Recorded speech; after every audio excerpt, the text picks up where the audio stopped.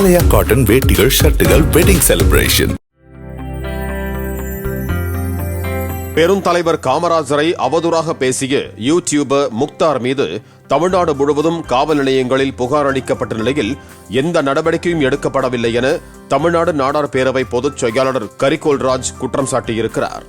தாம்பரம் அடுத்த முடிச்சூரில் செய்தியாளர்களை சந்தித்த அவர் 23ஆம் தேதி அனைத்து நாடார் சங்கங்கள் மற்றும் அரசியல் கட்சி பிரமுகர்கள் சந்தித்து இந்த விவகாரத்தில் அடுத்த கட்ட நடவடிக்கை குறித்து முடிவெடுக்கப் போவதாகவும் தெரிவித்தார்.